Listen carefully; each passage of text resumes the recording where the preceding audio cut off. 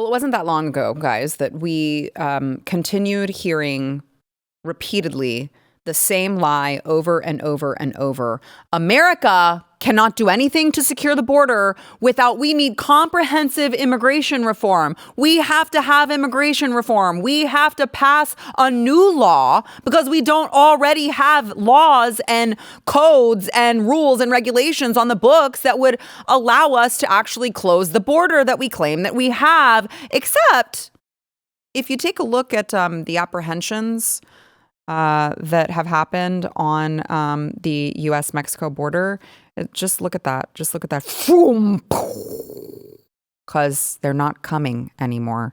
They're not coming anymore because all you have to do in order to dissuade people not to make the dangerous journey is to tell them, no, thank you, we are closed, come the right way. All you have to do is have a border czar like Tom Homan who is coming in and actually taking the job seriously. And I'm sure that there are hiccups that they need to work out as far as getting these people the hell out of our country. But if you just look at, numbers don't lie. Numbers don't lie. Numbers don't lie. No one's coming anymore because they're not being invited in like the former border czar Kamala Harris. Are gone. Right. May I break protocol here and ask our amazing producers to put that graph back up just real quick? Pull that graph up back, please. Put it back up, please. And I want to say this. Look at the right side of this graph. Here's what's going to happen. If Pam Bondi tomorrow throw 15 guys in jail for 15 years, the Tesla fires will plummet like that. Consequence corrects action. Yep. And there's arrests on the border and deportations with no perks. And oh, wow, that's called a free fall. Yep. And here's the thing about that, by the way. While we look at that, I think it goes up to 250,000 people, apprehended. What happened after they got apprehended in those 4 previous years?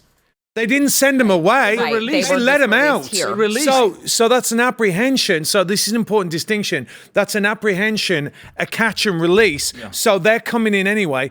So think about this. That's 250,000 that they caught, right? How many didn't they catch? Millions. And how many did they let in? These people are being caught and they are not being let into the system. Mm-hmm. They're like, you are gone. Mm-hmm. So it's even more stark than what you're seeing there. Yes. That's the point. And like you said, Sarah, like we're saying, look, we're not open. You can't come here. You're going to get deported.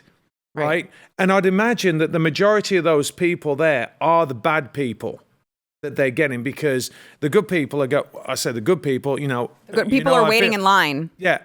And by the way, can I say it again? Can I make this point again for those that didn't know about this? Is that my son's waiting went from under Biden 4 years to come in legally to 9 years to we don't know when to 8 months. 8 months. Now under It's shocking. Legally. To come here legally. Yeah, right. But what it shows you is when they were saying, oh, no, it's not affecting the legal. Of course it was. Yeah. Right. Yes. They were overwhelmed. Of course it was. And so now we've got some semblance of order. It's amazing. Well, we're not done with feel-good stories, Matt. All right. Okay, that is a feel-good story. You want another one? We've got an abolish ICE activist named Jeanette Vizgera, who was she was named one of Time's top 100 people of the year because she, I don't know, advocated for illegals to stay in our country. Well, she was actually finally tracked down and busted by ICE. And she had been evading deportation for literal years by hiding out in churches, even though she had multiple removal orders dating back to 2009. And she just continued to defy all of these agreements to leave that she had made. Oh no, she looks sad. Oh no, moment of silence okay, that's enough. So it turns out, with all of this, you just need political will to enforce the law. You just need the political will to actually put people in place who will take the job seriously, not some drunk who's going to be like, yeah, I'm going to visit Venezuela to find out more about the root causes. The root cause is you're welcoming them in. That's all it was. Close the door. They're not going to come in. So it's just so striking to me. By the way, in more feel-good news on this topic, really quickly, the New York Supreme Court just shot down New York City's attempt to legalize illegal alien and non-citizen voters in a 6-1 vote. So, nope, sorry, you guys cannot allow non-citizens, illegals, whatever you'd like to call them. Nope, sorry. And by the way, I feel like these two gentlemen, as people who did things the right way, will fully support New York State's decision that no, this is a process. Yeah. Only citizens can vote. 1,000%. If you are not a citizen of this country, you did not swear an allegiance. You were not sworn in under oath by an immigration judge. You did not go through the process, which half the Americans will fail the immigration exam. Oh, yeah. I mean, yep. Couldn't even tell you the branches of government. Yeah. And by the way, you have to be able to speak and write English. Yes. To pass the exam. Which is now the official language. Which has been the law forever. Right. It's been the law. Right. Ask him, Yeah. So, hey, it's a good day. Yeah, we're supporting it. Of course we are. It's just fresh that it's coming from New York. That's the refreshing part. I know. And a 6-1 vote. Because that's catch and release city, okay? Yeah.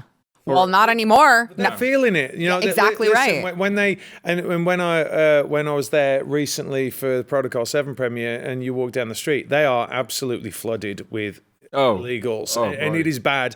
And you can see that even the New Yorkers are like, this is just not good. Look.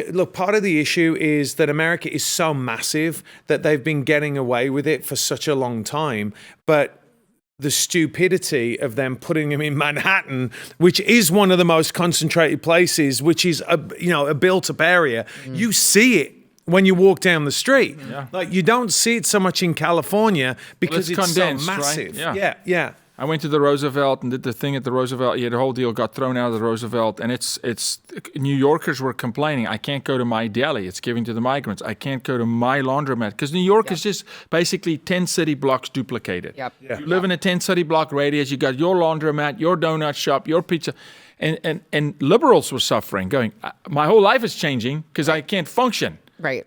So turns out that sanctuary city policy is not a great idea when people are willing to ship them to us. It was really great when they were all in Texas, but now we're feeling it, and this is not really actually a livable situation, is what they're finding out. If you like this clip and you want to see the full episode, click here, and if you want to subscribe to the channel, come on, you do. Click here.